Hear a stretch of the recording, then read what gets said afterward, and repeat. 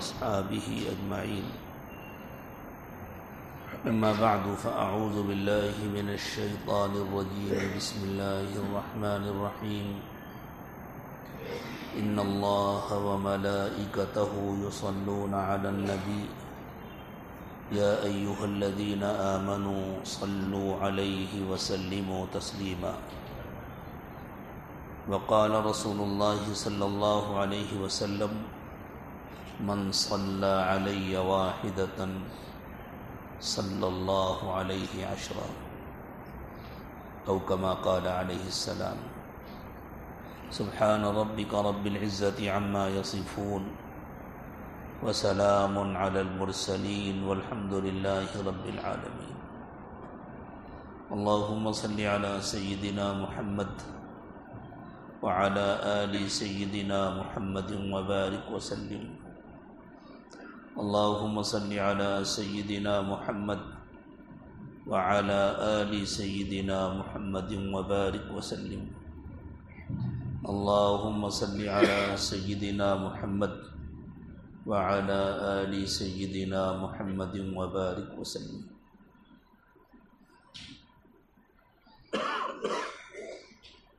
اللہ تعالیٰ نے انسانوں کی ہدایت اور رہبری کے لیے حضرات انبیاء کرام علیہم الصلاۃ والسلام کو مبعوث فرمایا. اس لیے اللہ نے انبیاء کرام علیہم الصلاۃ والسلام کے دلوں کو انسانوں کی محبت اور ہمدردی سے بھر دیا. انبیاء کرام علیہم الصلاۃ والسلام کے دلوں میں تمام انسانوں کی جتنی محبت ہوتی وہ کسی اور دل میں نہیں ہو سکتی. اللہ تعالیٰ کے بعد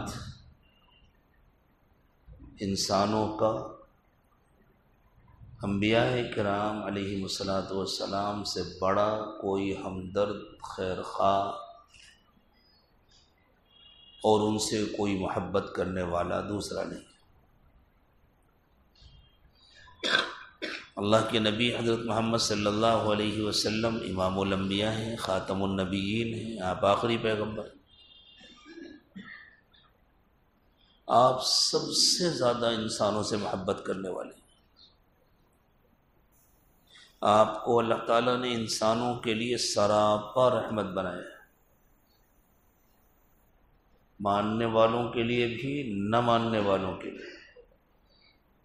اور آپ کو اللہ نے صرف انسانوں کے لیے نہیں، جانوروں کے لیے بھی، بے جان مخلوق کے لیے بھی، پورے عالم کے لیے سراپا رحمت بنایا. اور یہ کوئی مبالغے کی بات نہیں ہے. خود اللہ تعالیٰ نے ارشاد فرمایا: وَمَا أَرْسَلْنَاكَ إِلَّا رَحْمَةً لِّلْعَالَمِينَ. ہم نے آپ کو سارے عالم کے لیے، ہر عالم کے لیے رحمت ہی بنا کر بھیجا ہے. اور یقینی بات ہے کہ پورے عالم میں سب سے اہم مقام و مرتبہ انسان کا ہے. اس لیے آپ کی رحمت کا سب سے زیادہ حصہ انسان کو ملا ہے. پھر انسان بھی دو قسم کے ہیں، ماننے والے اور نہ ماننے والے. آپ کی حیثیت کو پہچاننے والے اور نہ پہچاننے والے. تو رحمت کا حصہ تو ان کو بھی ملتا ہے جو نہ ماننے والے ہیں، اور دنیا میں بھی ملتا ہے، آخرت میں بھی ملے گا. خود اللہ کے رسول صلی اللہ علیہ وسلم نے ارشاد فرمایا کہ قیامت کے دن جب انتظار کی گھڑیاں بہت طویل ہو جائیں گی، اللہ جانے کتنے سال گزر جائیں گے انتظار کرتے کرتے، اور کسی کی ہمت نہیں ہوگی اللہ سے بات کرنے کی. ایسا اللہ کا جلال ہوگا، ایسا رعب چھایا ہوگا پورے ماحول پہ، ایسا خوف کا عالم ہوگا کہ سب کانپ رہے ہوں. اور گنہگار اپنے اپنے گناہوں کے بقدر اپنے پسینے میں ڈوبے ہوں گے. کسی کا پسینہ پنڈلیوں کے برابر ہوگا، کسی کا پسینہ گھٹنوں کے برابر ہوگا، کوئی کمر تک پسینے میں ڈوبا ہوگا، کوئی سینے تک پسینے میں ڈوبا ہوگا. کوئی ایسا ہوگا کہ منہ میں پسینہ جیسے پانی یہاں تک ہو، ایسے یہاں تک ڈوبا.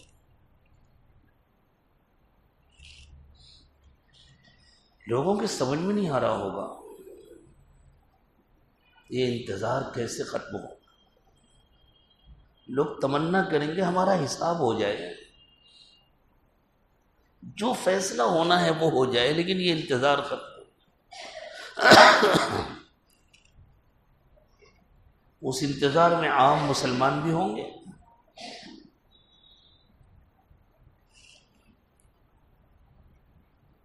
جو اگر پسینے میں ڈوبے نہیں ہوں گے تو جس کا جتنا گناہ ہوگا اتنا تو پسینہ ہوگا. کسی کے سمجھ میں نہیں آ رہا ہوگا کرے کیا. اللہ سے ڈائریکٹ بات کرنے کی تو کسی کی ہمت نہیں ہوگی. تو لوگ آپس میں مشورہ کریں گے، یعنی ان میں جو گروپ لیڈر ہوں گے کہ ہم سب کے باپ ہیں حضرت آدم علیہ السلام. ہم لوگ حضرت آدم علیہ السلام سے درخواست کریں تاکہ وہ اللہ تعالیٰ سے سفارش کر لیں اور حساب ہو جائے. لوگ جائیں گے، حضرت آدم علیہ السلام کہیں گے میری ہمت نہیں آج بات کرنے. اللہ کا جلال دیکھ رہے ہو. اگر اللہ نے پلٹ کے پوچھ لیا پہلے تم یہ بتلاؤ تم نے اس درخت کا پھل کیوں کھایا تھا جس سے میں نے منع کیا تھا، میرا تو اپنا ہی مسئلہ اٹک جائے گا. میری ہمت نہیں. لوگ پریشان ہوں گے اب کیا کریں. چلیں دوسرے آدم ہیں، دوسرے باپ ہیں انسانوں کے، حضرت نوح علیہ السلام. باقی سارے انسانوں کے باپ تو حضرت نوح ہی ہے نا. ان کے پاس چلیں. حضرت نوح علیہ السلام بھی عذر کر دیں گے کہ نہ بھائی میری ہمت نہیں. اور وہ بھی اپنا عذر پیش کریں گے کہ تم لوگوں کو پتہ نہیں ہے میں نے اپنے مشرک بیٹے کے لیے اللہ سے دعا مانگ لی تھی اور اللہ تعالیٰ نے کہا تھا کہ نوح ناسمجھی کی باتیں مت کرو، اس کا تم سے کوئی رشتہ نہیں ہے. کہیں مجھ سے پلٹ کے سوال ہو گیا تو میرا کیا ہوگا. حالانکہ انبیاء کرام علیہ السلام سب معصوم ہوتے ہیں، ہم ان کے بارے میں کوئی تبصرہ نہیں کر سکتے. وہ ان کا اور اللہ کا معاملہ ہے، وہ ایسا کہیں گے. حضور نے بتایا وہ ایسا کہیں گے. حضرت ابراہیم کے پاس جائیں گے، دوسرے انبیاء کے پاس جائیں گے، سب بنا کر. آخر لوگ پریشان ہو کر کہیں گے ٹھیک ہے آپ لوگ ہماری سفارش نہ کریں، یہ تو بتائیں کہ ہم جائیں کس کے پاس، کوئی راستہ تو بتلائیں. تو کہیں گے ایک ہی راستہ ہے، اگر محمد صلی اللہ علیہ وسلم تمہاری یہ درخواست قبول کر لیں تو وہی اس پوزیشن میں ہیں کہ اللہ سے کچھ کہہ سکے. جائیں گے حضور کے پاس، سب گالیاں دینے والے، برا بھلا کہنے والے، کارٹون بنانے والے، مذاق اڑانے والے سب جائیں گے. آنکھ ملانے کی ہمت نہیں ہوگی، نظر اٹھانے کی ہمت نہیں ہوگی، لیکن مرتا کیا نہ کرتا مجبوراً جا کے درخواست کریں گے حضور ہم جیسے ہیں تو وہ تو آپ کو معلوم ہے، لیکن آپ ہی سے امید ہے، آپ کے سوا کہیں کوئی امید نہیں ہے. سب نے انکار کر دیا ہے، اللہ کے لیے آپ نہ انکار کیجیے. حضور فرمائیں گے نہیں نہیں میں تمہاری سفارش کروں، تم صحیح جگہ آئے ہو، ٹھیک ہے سوچیں جانے والے کون ہوں گے، اور جواب دینے والے رحمت دو عالم صلی اللہ علیہ وسلم ان کو محبت سے جواب دیں گے، میں تمہاری سفارش کروں، باقی تمہارے حساب کے بعد اللہ کیا فیصلہ کریں گے وہ تمہارا اور اللہ کا معاملہ ہے، لیکن یہ جو مسئلہ ہے کہ حساب نہیں شروع ہو رہا، اس کی میں سفارش کروں۔ فرمایا اللہ کے رسول صلی اللہ علیہ وسلم نے اس کے بعد میں عرش کی طرف بڑھنا شروع کروں، عرش کے سامنے جا کر سجدہ کروں گا، اور نہایت طویل سجدہ کروں گا، اور اس میں اللہ تعالیٰ کے ایسے ایسے نام اور اللہ کے ایسے ایسے صفات کے ذکر کے ساتھ میں اللہ کے حمد و ثنا کروں گا، اللہ کی تعریف کروں گا کہ دھیرے دھیرے دھیرے دھیرے اللہ کا جلال جمال میں بدلے گا، غیظ و غضب پر رحمت غالب آ جائے گی۔ اور کیوں غالب آئے گی رحمت؟ اس لیے کہ رحمت للعالمین سجدے میں پڑے، حضور کی خاطر ہو، اور اللہ تعالیٰ فرمائیں گے میرے پیارے محمد صلی اللہ علیہ وسلم بہت لمبا سجدہ ہو گیا، آپ سر اٹھائیے، مانگیے، کیا مانگنے آئے، آپ جو مانگیں گے آپ کو دیا جائے گا، آپ جو سفارش کریں گے وہ قبول کی جائے گی۔ تب اللہ کے نبی صلی اللہ علیہ وسلم کھڑے ہوں گے اور نہایت ادب اور احترام کے ساتھ کہیں گے اللہ مخلوق بہت انتظار کر چکی، اب انتظار ختم کر دیجئے، حساب شروع کرا دیجئے۔ اللہ کی طرف سے اعلان ہوگا، فرشتوں کو حکم ہوگا چلو حساب کی تیاریاں۔ یہ نبی صلی اللہ علیہ وسلم کی وہ رحمت عامہ ہے جو قیامت کے دن بھی سب کو حاصل ہوگی، جس سے کوئی محروم نہیں ہوگا، جس کا نفع جس کا فائدہ سب کو ہوگا، اور اس دنیا میں بھی اللہ کے نبی صلی اللہ علیہ وسلم کی رحمت کا فائدہ سب کو ہو رہا ہے۔ خود نبی اکرم صلی اللہ علیہ وسلم نے ارشاد فرمایا دنیا اس میں اللہ کی نعمتیں جتنی ہیں ان نعمتوں کے ساتھ، ان بہاروں کے ساتھ اس وقت تک باقی رہے گی جب تک کوئی ایک بندہ بھی اللہ اللہ کہنے والا ہوگا۔ اللہ نہیں، اللہ اللہ، حدیث میں 2 مرتبہ آیا ہے اللہ اللہ کہنے والا، یعنی ذکر کرنے والا، اللہ کو یاد کرنے والا۔ جب تک کوئی ایک بندہ بھی باقی رہے گا اس وقت تک قیامت نہیں آئے گی، دنیا باقی رہے گی۔ اور انسانوں کو اللہ اللہ کہنا کس نے سکھایا؟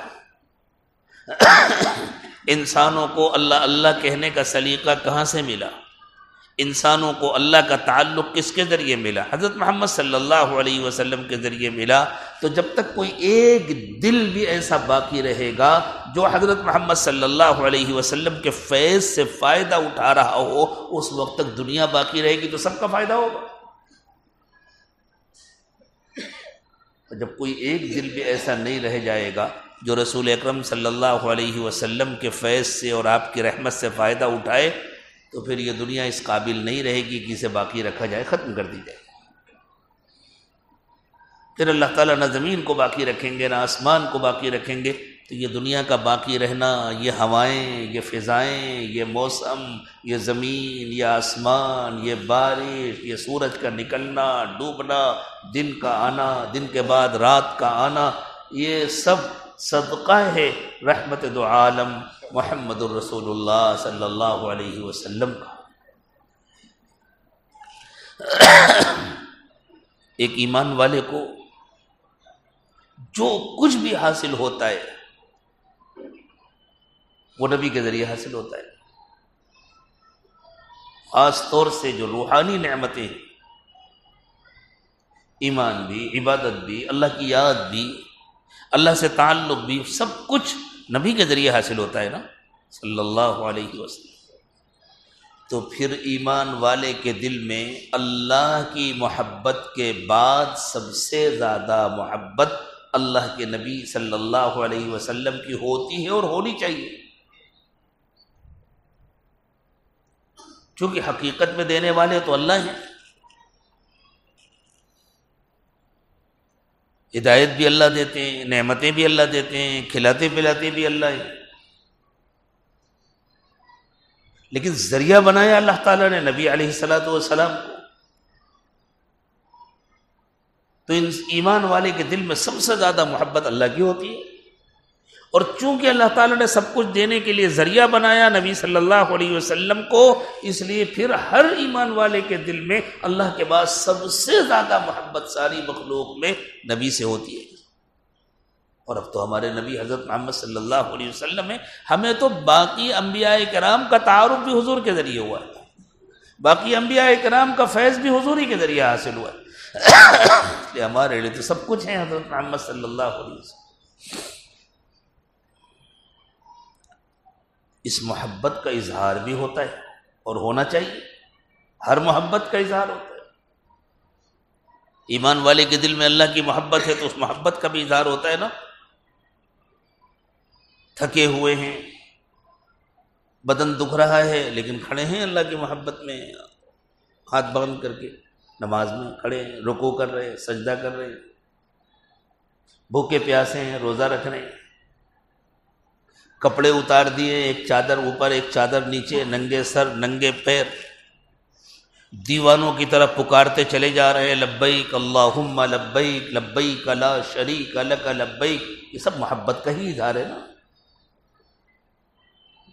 اپنے پیسے سے جانور خرید کے لاتے ہیں، کھلاتے ہیں پلاتے ہیں، اس سے محبت ہو جاتی ہے، اور پھر اپنے ہاتھوں سے اسے ذبح کرتے ہیں، یہ اللہ سے محبت کا ہی اظہار ہے۔ دعائیں مانگتے ہیں، اللہ کو یاد کرتے ہیں، اللہ کی یاد میں گھنٹوں بیٹھتے ہیں، ذکر کرتے ہیں، عبادت کرتے ہیں، روتے ہیں اللہ کی یاد میں، یہ سب محبت کا اظہار ہے۔ اور محبت میں سب کچھ ہوتا ہے، محبت میں نیند بھی قربان ہوتی ہے، محبت میں بھوک بھی قربان ہوتی ہے، محبت میں رلائی بھی آتی ہے، محبت میں یاد بھی آتی ہے، تو بندہ اللہ کے ساتھ ہی سب کچھ کرتا ہے۔ تو حضرت محمد صلی اللہ علیہ وسلم سے جو محبت ہے، اس محبت کا اظہار کیسے ہو؟ اس محبت کا اظہار عبادت کی شکل میں تو نہیں ہو سکتا، اس لیے کہ عبادت تو صرف اللہ کی ہوگی، تو کوئی شکل تو ہونی چاہیے اس محبت کے اظہار کے لیے۔ اس محبت کے اظہار کے دو طریقے اللہ تعالیٰ نے ہمیں عطا فرمائے۔ ایک عملی طریقہ ہے کہ ایمان والا ہر کام میں حضور کی نقل کرے، اسی کو سنت کہتے ہیں، ہر کام سنت کے مطابق کرے، حتیٰ کہ عبادتیں بھی حضور کی نقل کر کے کرے، جیسے خود رسول اللہ صلی اللہ علیہ وسلم نے ارشاد فرمایا، صلو کما رأیتمونی اصلی، جیسے مجھے نماز پڑھتے دیکھا ہے ایسے نماز پڑھو۔ اب ہم تو نہیں دیکھتے حضور کو نماز پڑھتے، ہمارے فقہا ہمارے علماء جو ہمیں نماز کا طریقہ بتلاتے ہیں وہی حضور کی نماز کا طریقہ۔ یہ نہیں کہ صاحب کچھ الفاظ لے کر کے کچھ لوگوں نے کہہ دیا صفت صلاۃ النبی، صفت صلاۃ النبی یعنی حضور کی نماز کا طریقہ وہ ہے جو فقہائے کرام نے بتلایا ہے، ہر آدمی اپنے اندازے سے نہیں بتلا سکتا۔ ہم روزہ رکھتے ہیں تو حضور کے طریقے کے مطابق رکھتے ہیں، اللہ کے نبی صلی اللہ علیہ وسلم نے کیسے سحری کی، کیسے افطار کیا، کیسے روزے میں وقت گزارا۔ حج کیا اللہ کے رسول صلی اللہ علیہ وسلم نے، حضرات صحابہ کرام نے آپ کے ساتھ حج کیا، سب کو پتہ ہے حج اللہ نے فرض کیا ہے، حج کا ہر کام اللہ کے حکم پر کیا جا رہا ہے۔ وَلِلَّهِ عَلَى النَّاسِ حِجُّ الْبَيْتِ مَنِ اسْتَطَاعَ إِلَيْهِ سَبِيلًا، اللہ نے ارشاد فرمایا کہ اللہ نے اپنے گھر کا حج فرض کیا ہے۔ عرفات جانے اور مزدلفہ جانے اور پھر عرفات سے لوٹ کر مزدلفہ میں رکنے کا اللہ نے حکم دیا ہے، ثُمَّ أَفِيضُوا مِنْ حَيْثُ أَفَاضَ النَّاسُ وَاسْتَغْفِرُوا اللَّهَ، مینا میں اللہ نے اپنی یاد کا حکم دیا ہے، فَإِذَا قَضَيْتُم مَّنَاسِكَكُمْ فَاذْكُرُوا اللَّهَ كَذِكْرِكُمْ آبَاءَكُمْ أَوْ أَشَدَّ ذِكْرًا، سب حکم اللہ کا ہے، لیکن اس حکم کو پورا کیسے کرنا ہے؟ حضور کے طریقے کے مطابق، جیسے اللہ کے نبی صلی اللہ علیہ وسلم نے کیا اس طرح کرنا ہے۔ اسی لیے آپ نے حج کے بعد ارشاد فرمایا خذوا عنی مناسککم، لوگوں مجھ سے اپنے حج کا طریقہ سیکھو۔ یہ عملی طریقہ ہے محبت کے اظہار کا، ہر عمل حضور کے طریقے۔ اللہ، صحابہ کرام کو یہ محبت ایسی حاصل تھی، اللہ اکبر، کہ صرف دینی کاموں میں نہیں، اپنے ذاتی کاموں میں بھی، اور محبت سے مغلوب ہو کر بے ضرورت بھی حضور کی نقل کرتے تھے۔ جب محبت کا غلبہ ہوتا ہے تو یہ سب کچھ ہوتا ہے۔ حضرت عبداللہ ابن عمر، حضرت عمر ابن خطاب رضی اللہ تعالی عنہ کے بیٹے ہیں، باپ بھی صحابی، حضرت عمر خود بھی صحابی، بڑے عاشق تھے اللہ کے نبی صلی اللہ علیہ وسلم۔ ایک مرتبہ بڑھاپے میں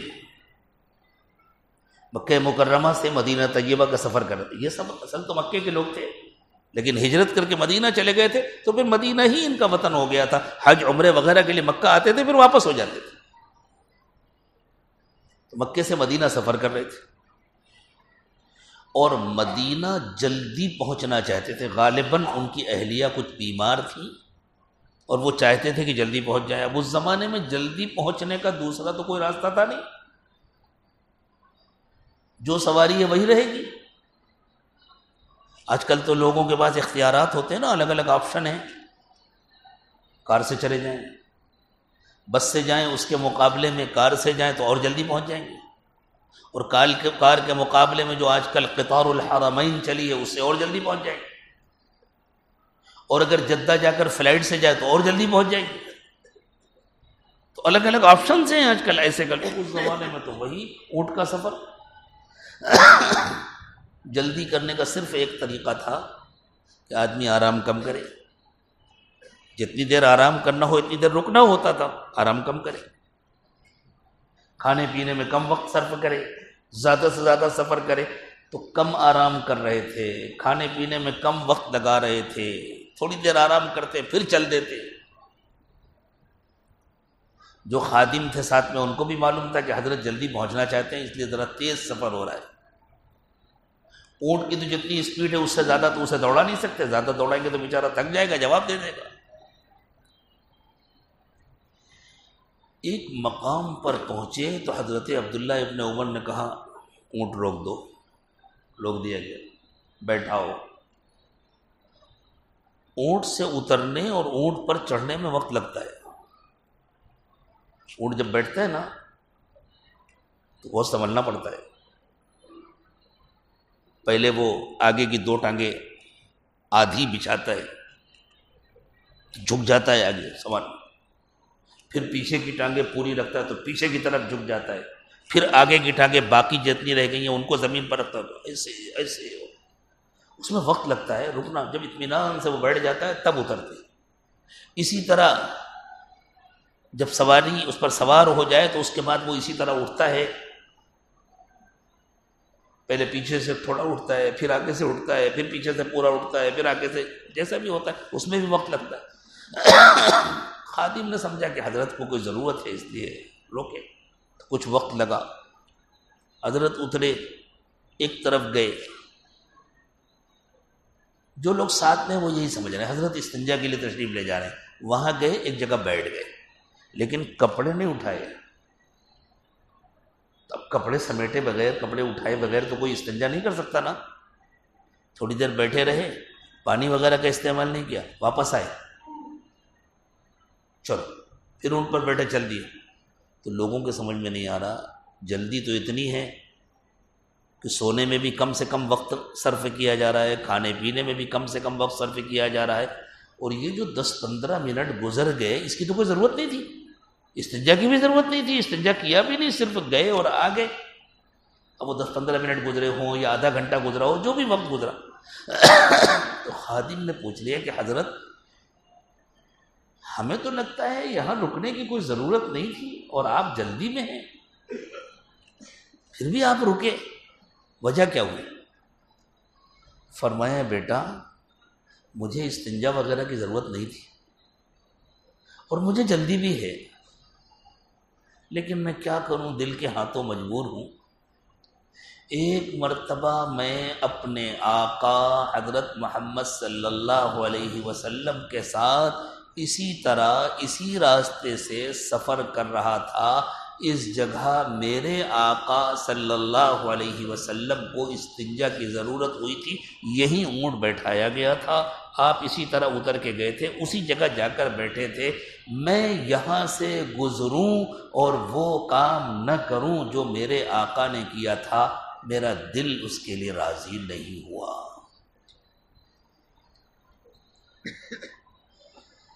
آج کل کے جو پڑھے لکھے لوگ ہوں گے وہ تو سمجھیں گے پتہ نہیں کیا تبصرہ کریں گے، کون سی عقل مندی ہے، یہ تو میں نے بہت محتاط لفظ بولا ہے، وہ تو اس کو الٹ کے کہیں گے۔ کیوں کہیں گے؟ اس لیے کہ انہیں پتہ ہی نہیں محبت کسے کہتے ہیں، دل محبت سے خالی ہو گئے۔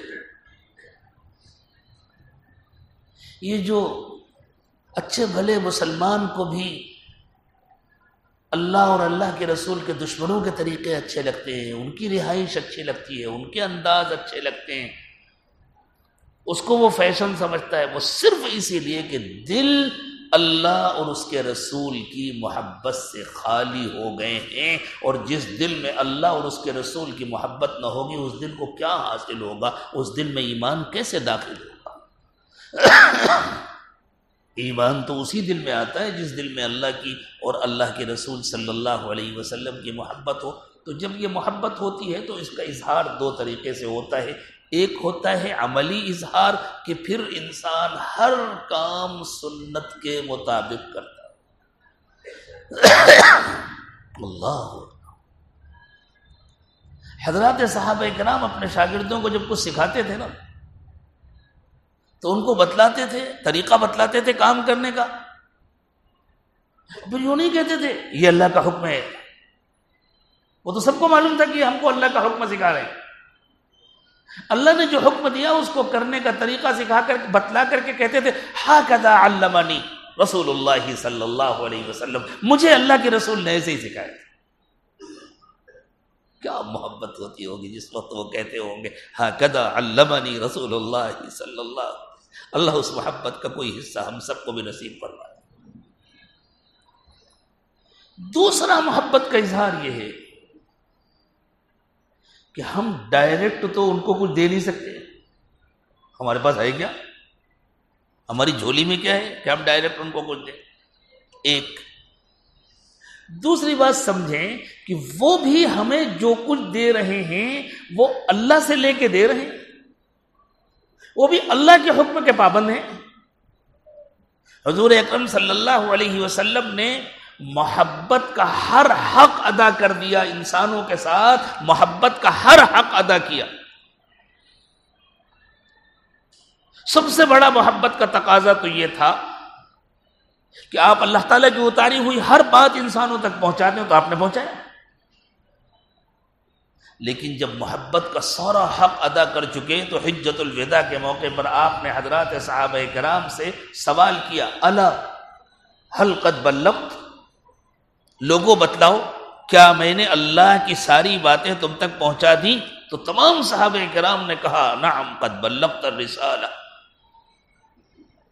وَأَدَّيْتَ الْأَمَانَةَ وَنَصَحْتَ الْأُمَّةَ۔ بعض حضرات نے اس کو اور اپنے جذبات کا اظہار کیا، بلغت الرسالہ ونصحت الامہ وادیت الامانہ وجاہدت فی اللہ حق الجہاد۔ ہو سکتا ہے جملے آگے پیچھے ہو گئے، آپ نے اللہ کا پورا پیغام پہنچا دیا، آپ نے امانت کا حق ادا کر دیا، اللہ کے لیے محنت کرنے کا حق آپ نے ادا کر دیا۔ تو آپ نے فوراً آسمان کی طرف کی انگلی اٹھائی اور فرمایا اللہم فاشہد، اللہم فاشہد، اللہم فاشہد، اللہ آپ گواہ رہیے گا، یہ میری امت گواہی دے رہی ہے، یعنی میں آپ کے حکم کا پابند ہوں، میں نے جو کچھ کیا آپ کا حکم پورا کرنے کے لیے کیا، اللہ آپ گواہ رہیے گا، میری امت گواہی دے رہی ہے کہ میں نے آپ کا حکم پورا کر دیا۔ تو ایک ایمان والے کو اس کا بھی احساس ہوتا ہے سب سے زیادہ ہم سے محبت کرنے والے حضرت محمد صلی اللہ علیہ وسلم ہیں، اور یہ آپ نے کیا ہے اللہ کا حکم پورا کرنے کے لیے، اللہ نے آپ کو اس کا ذمہ دار بنایا تھا۔ تو اب اللہ ہمیں نعمتیں دیتے ہیں تو ہم اللہ کی بندگی کرتے ہیں، اللہ ہمیں نعمتیں دیتے ہیں تو ہم اللہ کی تعریف کرتے ہیں، ہم الحمدللہ کہتے ہیں، ہم سبحان اللہ کہتے ہیں، ہم لا الہ الا اللہ کہتے ہیں۔ ساری نعمتیں حضرت محمد صلی اللہ علیہ وسلم کے واسطے سے ہمیں ملی ہیں، تو کیا ہم حضرت محمد صلی اللہ علیہ وسلم کی بندگی کریں؟ وہ تو کر نہیں سکتے، اس لیے کہ ہم شرک سے روکے گئے ہیں، ہم اللہ کے ساتھ کسی کو شریک نہیں کر سکتے۔ تو پھر حضرت محمد صلی اللہ علیہ وسلم سے اپنی بے پناہ محبت کا اظہار کس طرح کریں؟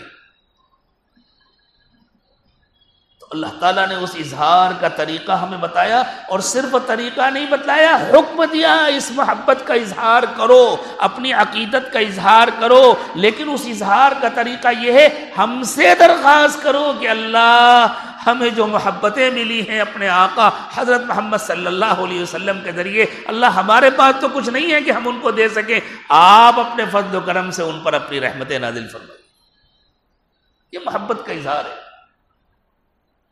اور ایسا نہیں ہے کہ ہم نہ کہیں گے تو اللہ اپنی رحمتیں نہیں اتاریں گے، وہ تو اتارتے ہی ہیں اور بے حساب اتارتے ہیں۔ ہر وقت رحمتوں کی بارش ہوتی ہے تمام انبیاء کرام پر، تمام اولیاء اعظام پر، سب پر رحمتوں کی بارش ہوتی ہے۔ ہمارے کہہ دینے سے کوئی فرق نہیں پڑتا، لیکن ہمارے کہہ دینے کا فائدہ یہ ہوتا ہے کہ ہم بھی لائن میں ہو جاتے ہیں، ہمارا بھی نام اچھا یہ بھی ہیں میرے محبوب کو چاہنے والے، یہ بھی ہیں میرے محبوب سے اپنی محبت اور عقیدت کا اظہار کرنے والے، تو ہمارے لیے اللہ کی محبت بڑھ جاتی ہے۔ اور کیا ہوتا ہے پتہ ہے؟ ہماری درخواست کے بعد نبی اکرم صلی اللہ علیہ وسلم پر جو اللہ کی رحمتیں اتر رہی ہیں وہ تو ویسے بھی اتریں گی، برابر اتر رہی ہیں، ان میں متعین کر کے اتارا جاتا ہے یہ آپ کے فلاں امتی کی درخواست کا نتیجہ ہے کہ آپ پر یہ رحمتیں آ رہی ہیں، تو حضور کا دل خوش ہوتا ہے، اچھا میرے امتی نے میرے لیے اللہ تعالیٰ سے رحمتوں کی درخواست کی، تو حضور اکرم صلی اللہ علیہ وسلم کا قلب اس امتی کی جانب متوجہ ہوتا ہے، اور جیسی حضور کا قلب اس امتی کی جانب متوجہ ہوتا ہے، اس امتی کے دل میں اللہ اور اس کے رسول کی محبت اور بڑھ جاتی ہے، اس امتی کے دل میں نورانیت بڑھ جاتی ہے، اس کی زندگی پرکشش ہو جاتی ہے، اس کا دل پرکشش ہو جاتا ہے، اور ساری مخلوق اس کی طرف لپکنے لگتی ہے، اور ساری مخلوق اس سے محبت کرنے لگتی ہے، اور اللہ کی اور زیادہ محبت اس کو ملتی ہے، حتیٰ کہ اس نے ایک مرتبہ رحمت کی درخواست کی تھی، اللہ اس پر 10 رحمتیں نازل فرماتے ہیں، من صلی علی واحدۃ صلی اللہ علیہ عشرہ، کہ جو مجھ پر ایک مرتبہ درود بھیجتا ہے اللہ تعالیٰ اس پر اپنی 10 رحمتیں نازل فرماتے ہیں۔ اس کو یوں سمجھیں، پرانے زمانے میں جب بادشاہوں کے دربار لگتے تھے اور لوگ حاضر ہوتے تھے، تو جو بھی آتا تھا نا وہ بادشاہ کی خدمت میں کوئی نہ کوئی تحفہ لے کر آتا تھا۔ اب سوچیں، بادشاہ تو پورے ملک کا مالک ہوتا تھا، وہ سارے خزانے کا مالک ہوتا تھا، اسے چھوٹے چھوٹے تحفوں کی ضرورت تو تھی نہیں، اور اس زمانے میں جب لوگ آتے تھے، کسان اپنے کھیت کا کچھ حصہ، کوئی پھل لے کر کے آ رہا ہے اور کوئی سبزی لے کر کے، ایسے چھوٹے چھوٹے تحفے لے کر کے آتے تھے، وہ اپنی محبت کا اظہار کرتے تھے، اور بسا اوقات ایسا ہوتا تھا کہ وہ جس برتن میں تحفے لے کر کے آیا اس برتن میں پیسے بھر کر کے اسے واپس کیے جاتے تھے، جو اس تحفے سے 50 گنا زیادہ مہنگا۔ وہ بادشاہ تو ایسے ہزاروں تحفے خرید سکتا ہے نا، لیکن وہ تو یہ دیکھتا تھا یہ بیچارہ میرے ملک میں رہنے والا، میرے ملک کا باشندہ، میری رعایا، اس کو مجھ سے کتنی محبت ہے، یہ میرے لیے تحفہ لے کر کے آیا۔ بس اسی طرح سمجھیں کہ ہمارے ان تحفوں کی، ہمارے درود و سلام کی کیا حیثیت ہے، کیا وقت ہے، لیکن اللہ تعالیٰ تو اس محبت کو دیکھتے ہیں کہ کس محبت کے ساتھ اس نے مجھ سے درخواست کی کہ میں اپنے محبوب حضرت محمد صلی اللہ علیہ وسلم پر رحمتیں نازل کروں، اس کے نتیجے میں دنیا کے کام بھی بنتے ہیں، آخرت کے کام بھی بنتے ہیں۔ اور یہ جو درود و سلام ہے، اس کا ایک بڑا فائدہ یہ بھی ہے کہ چونکہ بندہ اللہ تعالیٰ سے درخواست کرتا ہے، تو گویا اس کا اعتراف ہوتا ہے کہ جو کچھ کرتے ہیں اللہ کرتے ہیں، حتیٰ کہ انبیاء کرام علیہم الصلاۃ والسلام بھی جو کچھ کرتے ہیں اللہ کے حکم سے کرتے ہیں، اور وہ بھی اللہ کی رحمتوں کے محتاج ہیں۔ اس لیے ہم اللہ سے دعا کر رہے ہیں کہ اللہ ان پر اپنی رحمتیں نازل فرمائیے، تو وہ ہمیں کچھ نہیں دے سکتے، جو دیں گے اللہ دیں گے۔ تو شرک کی جڑ کٹتی ہے۔ بزرگوں کا جب ہم نام لیتے ہیں تو کہتے ہیں نا رحمت اللہ علیہ، اس کا فائدہ ہوتا ہے، یا رحمہ اللہ۔ رحمت اللہ مصدر ہے جس کی اضافت ہے، اور رحمہ اللہ فعل ہے، ضمیر اس کا مفعول ہے، اللہ اس کا فاعل ہے۔ وہ دعا کے موقع پر ہے کہ اللہ ان پر رحم فرمائے، اللہ ان پر اپنی رحمت نازل فرمائے۔ تو گویا اللہ تعالیٰ سے درخواست ہوتی ہے کہ اللہ آپ ان پر اپنی رحمت نازل فرمائیے۔ جو خود اللہ کی رحمت کا محتاج ہے وہ ہمیں تو کچھ نہیں دے گا نا۔ ہاں، اس کا فائدہ یہ ہوتا ہے کہ وہ ہمارے لیے دعا کریں گے، وہ جب خوش ہوں گے اور ان کی خوشی سے اللہ خوش ہوتے ہیں، وہ اللہ کی طرف متوجہ ہوں گے، دعا کریں گے۔ مجھے ایک واقعہ یاد آ گیا، جگہ کہیں میں نے پڑھا کہ ایک بار حضرت مولانا حسین احمد مدنی رحمۃ اللہ علیہ نے خواب میں دیکھا سیدنا امام شافعی رحمۃ اللہ علیہ کو، اور یوں فرمایا کہ آپ جب بھی میرا نام لیتے ہیں، کیونکہ ہمارے یہاں درسگاہوں میں جب حدیث کا درس ہوتا ہے تو ائمہ کرام کا نام لیا جاتا ہے، اور ہم لوگ اگرچہ فقہی اعتبار سے سیدنا امام ابو حنیفہ رحمۃ اللہ علیہ کے مکتبہ فکر سے تعلق رکھتے ہیں، اور ان کی آراء پر، یعنی قرآن و حدیث کے سلسلے میں جو ان کی آراء ہیں ان پر عمل کرتے ہیں، اور بسا اوقات اس عمل میں دوسرے ائمہ کرام کے فکر سے اختلاف بھی ہوتا ہے، لیکن اس اختلاف کے باوجود ان کا بے پناہ احترام ہوتا ہے، اس یقین کے ساتھ کہ وہ سب حق پر ہیں۔ لیکن بندہ کسی ایک کی ہی رائے پر عمل کرے گا نا۔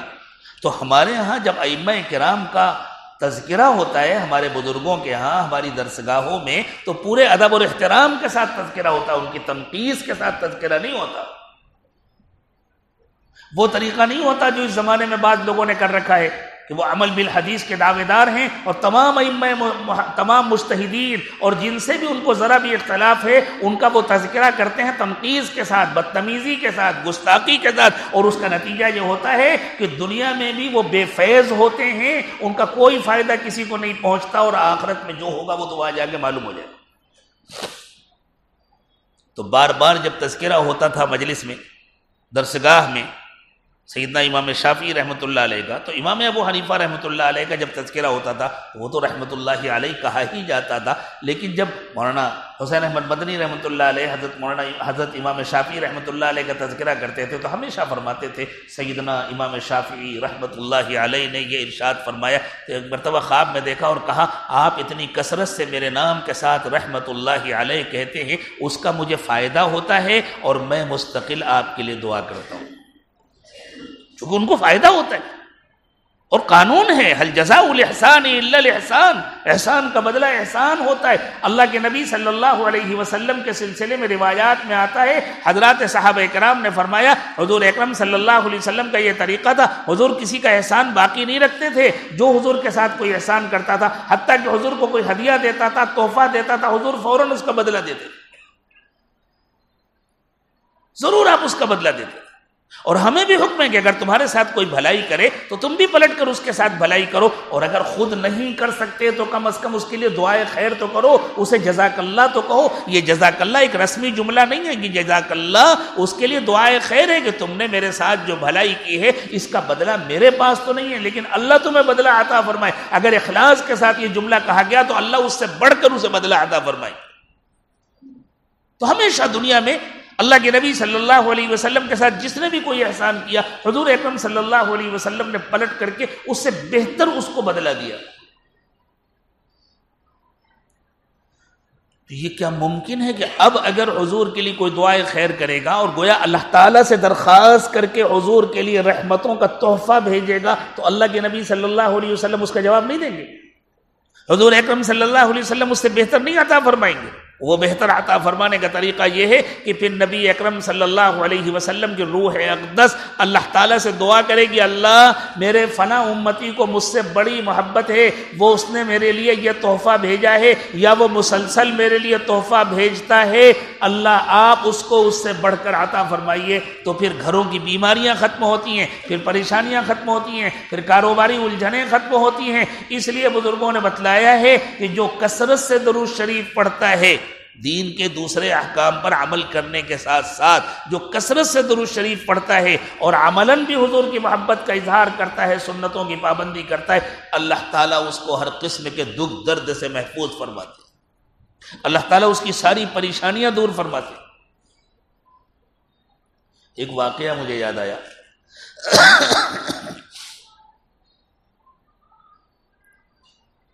غالباً یہ ملک شام کا واقعہ ہے یا عراق کا۔ ایک اللہ کا نیک بندہ تھا، اس کے گھر میں ڈیلیوری ہوئی تھی اور اخراجات کے لیے پیسے نہیں تھے۔ اس وقت تو ضرورت ہوتی ہے پیسوں کی، پیسے نہیں تھے۔ اب اس نے سوچا میں کیا کروں؟ تو اس زمانے میں ایک عالم تھے، بڑے اللہ والے تھے، بڑے نیک تھے، وہ بندہ ان کے پاس پہنچا۔ یہ بندہ خود بھی بڑا نیک و متقی تھا۔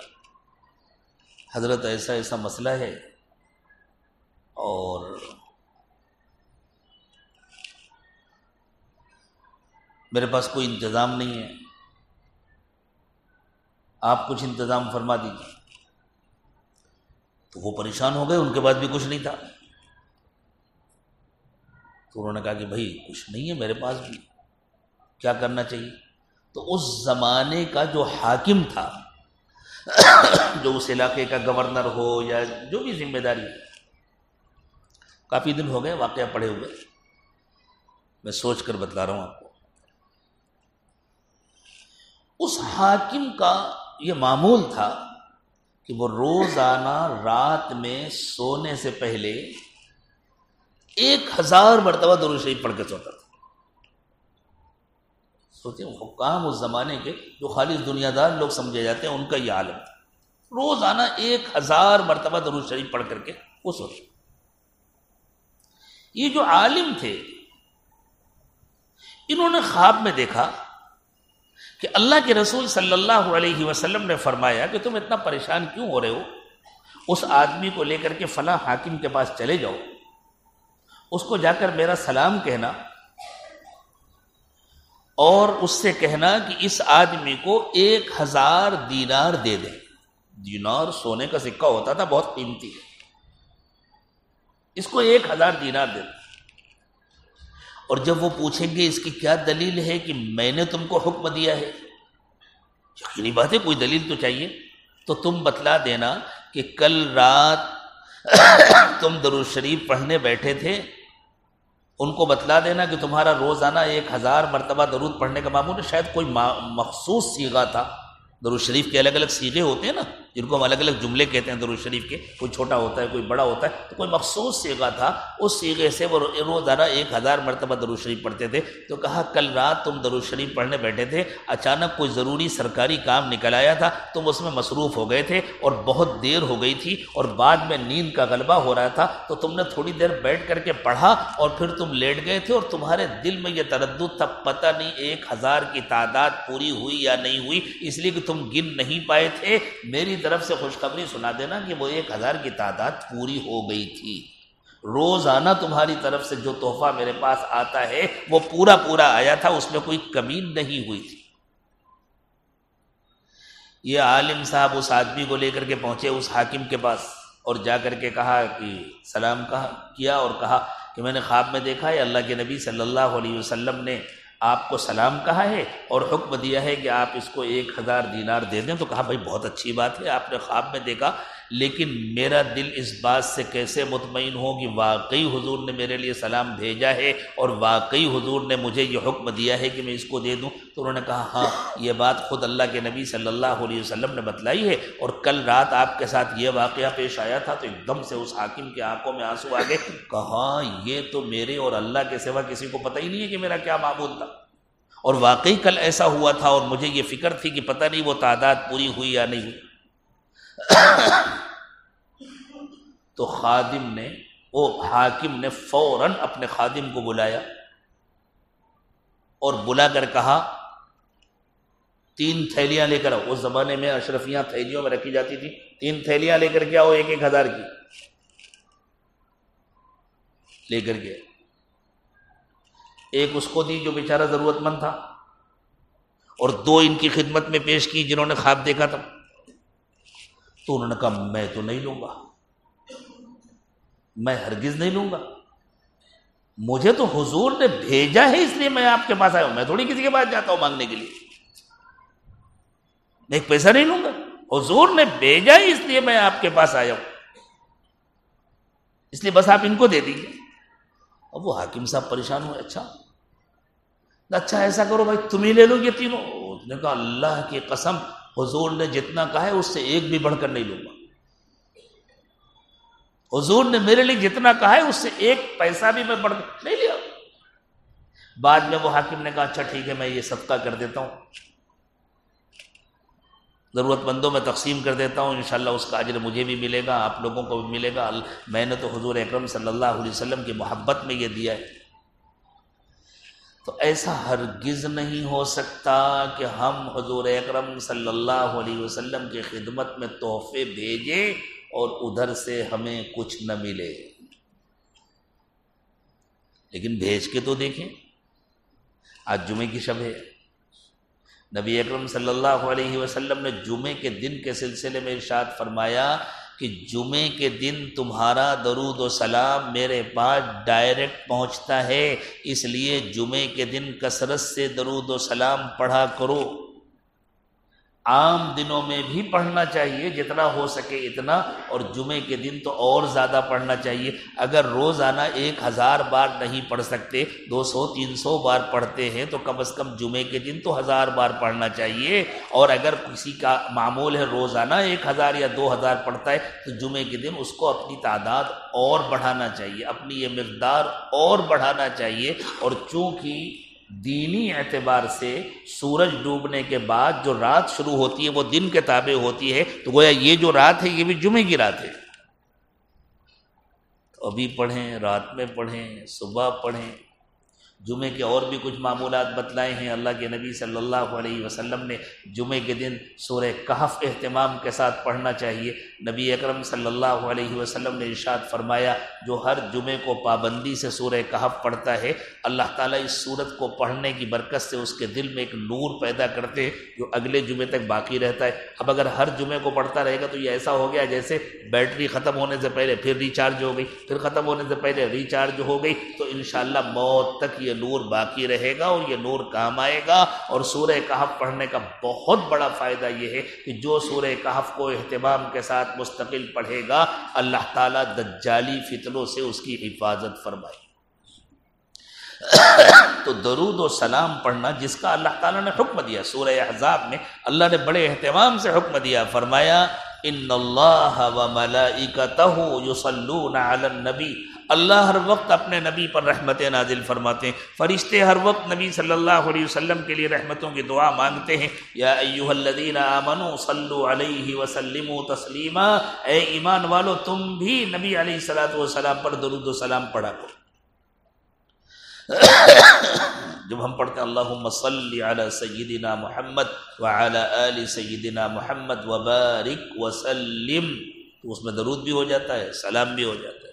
اور جب ہم نماز میں پڑھتے ہیں تو کہتے ہیں السلام علیک ایھا النبی ورحمۃ اللہ وبرکاتہ, یہ سلام ہوتا ہے تو ہمارے سامنے نہیں ہوتے حضور, یہ مطلب نہیں کہ جب ہم پڑھ رہے ہیں اسی وقت حضور موجود ہیں یا حضور ہر جگہ حاضر و ناظر ہیں. یہ ایک مکالمہ ہے, یہ ایک گفتگو ہے جو اللہ کی اپنے نبی صلی اللہ علیہ وسلم سے ہوئی تھی عرش پر, جب حضور اکرم صلی اللہ علیہ وسلم معراج پر تشریف لے گئے تھے اور آپ نے اللہ تعالیٰ کے دربار میں عبدیت کے تحفے پیش فرمائے تھے، التحیات للہ والصلوات والطیبات، یہ آپ کی طرف سے عبدیت اور بندگی کے تحفے تھے جو پروردگار عالم کے دربار میں پیش ہوئے تھے۔ تو پلٹ کر اللہ تعالیٰ نے کہا تھا السلام علیک ایھا النبی ورحمۃ اللہ وبرکاتہ، اے نبی آپ پر بھی سلام ہو اور اللہ کی رحمت ہو اور اللہ کی برکتیں ہوں۔ تو یہ جو ان الفاظ میں نماز کے اندر یہ سلام پڑھا جاتا ہے، یہ گویا اس گفتگو کو تازہ کرنے کے لیے، اور گویا تصور میں ہم اللہ کے نبی کے سامنے ہیں، جس طرح اللہ تعالیٰ نے فرمایا اسی طرح ہم بھی اللہ تعالیٰ سے درخواست کر رہے ہیں کہ آپ اللہ تعالیٰ اپنے نبی صلی اللہ علیہ وسلم پر رحمت نازل فرمائے، سلام نازل فرمائے، اور جب روضہ اقدس پر حاضر ہوں، مدینہ طیبہ میں حاضری نصیب ہو، اللہ سب کو نصیب فرمائے، بار بار نصیب فرمائے اور قبولیت کے ساتھ نصیب فرمائے۔ ہمیشہ یہ دعا مانگنا چاہیے، اللہ قبولیت کے ساتھ بار بار حاضری نصیب فرمائیے۔ تو جب وہاں حاضری نصیب ہو تو وہاں کھڑے ہو کر کے ڈائریکٹ کہیں السلام علیکہ یا رسول اللہ، اس لیے کہ وہاں اللہ کے نبی صلی اللہ علیہ وسلم سنتے ہیں۔ لیکن جب دور ہیں، اگر کسی نے تصور میں کہہ لیا، اس تصور میں کہ گویا میں گیا ہوں، میری روح حاضر ہے اور حضور کو میں کہہ رہا ہوں السلام علیکہ یا رسول اللہ، تو کہہ لینا اتنا برا نہیں ہے۔ لیکن اس زمانے میں چونکہ لوگوں نے ایک غلط عقیدہ اس کے ساتھ شامل کر دیا ہے، اس لیے عقیدے کی وہ خرابی نہ پیدا ہو جائے، اس لیے منع کیا جاتا ہے، اور وہ غلط عقیدہ تو شرک ہے۔ اللہ تعالیٰ اس سے حفاظت فرمائے۔ اللہ کے سوا کوئی حاضر و ناظر نہیں، اللہ کے سوا کوئی قادر مطلق نہیں ہے، اللہ کے سوا کوئی اپنی ذات سے مدد کرنے والا نہیں ہے۔ جو کچھ کرتا ہے اللہ کے دیے ہوئے اختیار سے کرتا ہے، اللہ کے دیے ہوئے فضل سے اور کرم سے کرتا ہے۔ تو اللہ تعالیٰ ہم سب کو توفیق عطا فرمائے، ہم اپنا ہر کام سنت کے مطابق کریں۔ آج کی مجلس کا سبق یہی ہے، بس یہ دو باتیں طے کر لیں، ہر کام سنت کے مطابق کریں گے انشاءاللہ، اور محبت کے ساتھ درود پاک کا، درود و سلام کا اہتمام کریں گے، اور حضور اکرم صلی اللہ علیہ وسلم آئے ہیں ہمارا اللہ کے ساتھ رشتہ جوڑنے کے لیے، اللہ کے ساتھ رشتہ مضبوط کرنے کے لیے، اس لیے حضور کے بتلائے ہوئے طریقے کے مطابق اپنا رشتہ اللہ کے ساتھ مضبوط کریں گے، اللہ کو خوب کثرت سے یاد کریں گے، اللہ کی جان بوجھ کر نافرمانی نہیں کریں گے۔ اور اگر دھوکے میں، انجانے میں، انسان ہے، کمزوری کی وجہ سے کوئی گناہ ہو جائے گا، کوئی غلطی ہو جائے گی، تو توبہ کرنے میں دیر نہیں کریں گے، تعویلیں نہیں کریں گے، اعتراف کریں گے، اقرار کریں گے اپنی غلطی کا، اور فوراً اللہ تعالیٰ سے معافی مانگیں گے اور توبہ کریں گے۔ اللہ تعالیٰ اس کی توفیق مجھے بھی عطا فرمائے، آپ کو بھی عطا فرمائے۔ ابھی بھی ہم اپنی غلطیوں کا اعتراف کر کے توبہ کریں، اللہ سے اقرار کریں، اللہ ہم گنہگار ہیں، اقراری مجرم ہیں، آپ کے دربار میں حاضر ہیں، اللہ آج تک جتنے گناہ ہوئے ہمیں معاف فرما دیجیے، ہم عہد کر رہے ہیں آپ سے کہ آئندہ جان بوجھ کر آپ کی نافرمانی نہیں کریں، گناہ ہو جائے گا تو فوراً توبہ کریں گے۔ اسی نیت کے ساتھ توبہ کے ان کلمات کو پڑھیں، اور جو لوگ سلسلے میں داخل ہو کر باقاعدہ اپنے تزکیے کا عمل مکمل کرنا چاہتے ہیں، وہ بیعت کی نیت کریں، سلسلے میں داخل ہونے کی نیت کریں۔ بسم اللہ الرحمن الرحیم، لا الہ الا اللہ محمد الرسول اللہ صلی اللہ علیہ وسلم، آمنت باللہ وملائکتہ وکتبہ ورسلہ والیوم الآخر والقدر خیرہ وشرہ من اللہ تعالی والبعث بعد الموت، آمنت باللہ کما ہوا باسمائہ وصفاتہ وقبلت جمیع احکامہ، اشہد ان لا الہ الا اللہ واشہد ان محمدا عبدہ ورسولہ، استغفر اللہ ربی من کل ذنب واتوب الیہ برحمتک یا ارحم الراحمین۔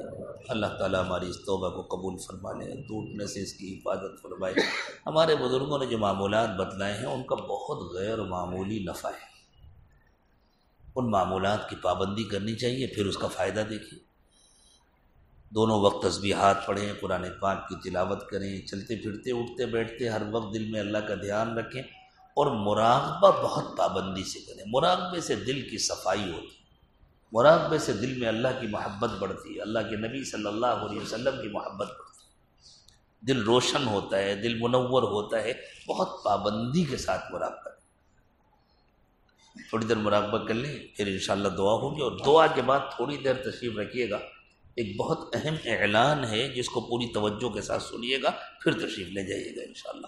آنکھیں بند کر لیں، سر کو جھکا لیں، دنیا اور دنیا میں جو کچھ بھی ہے اس سب سے ہٹ کٹ کر اللہ کی یاد میں کھو جائیں، اور یہ نیت کریں کہ اللہ کی رحمت آ رہی ہے، میرے دل میں سما رہی ہے، میرے دل سے گناہوں کو دھو رہی ہے، اور میرا دل کہہ رہا ہے اللہ اللہ اللہ۔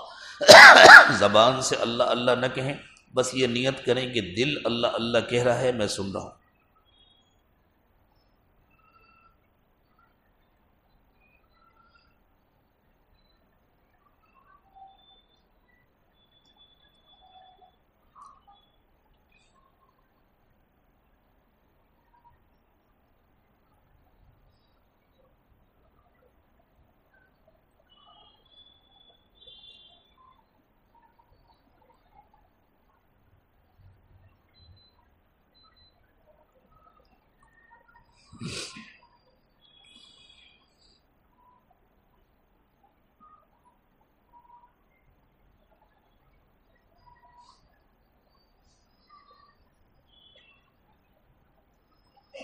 لا الہ الا اللہ محمد رسول اللہ صلی اللہ علیہ وسلم۔ دعا فرما لیں، سبحان ربی العلی العلی الوہاب، اللہم صلی علی سیدنا محمد وعلی آل سیدنا محمد وبارک وسلم۔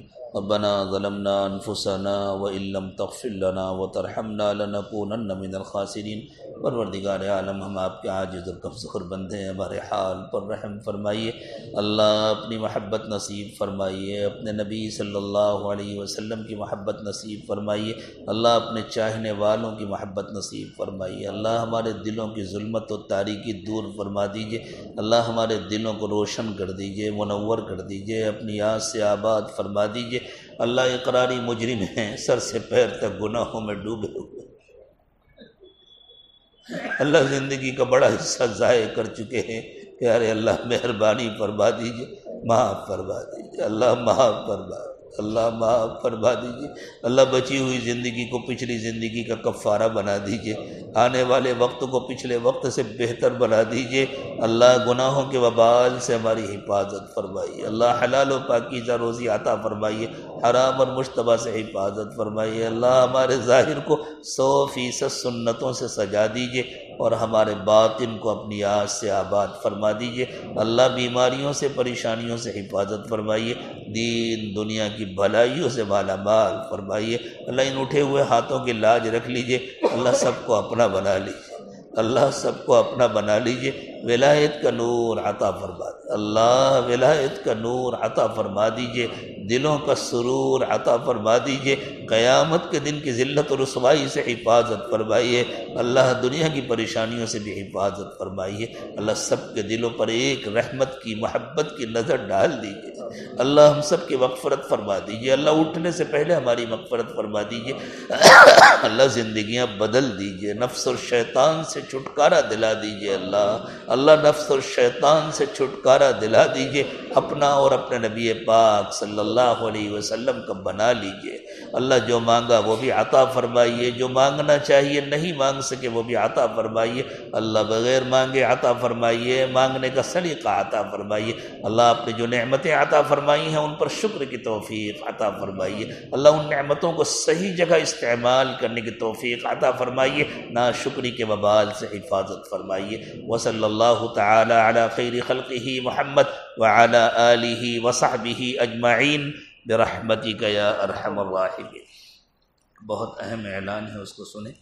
ہم لوگ اس وقت جس مسجد میں بیٹھے ہیں، مسجد اقصیٰ،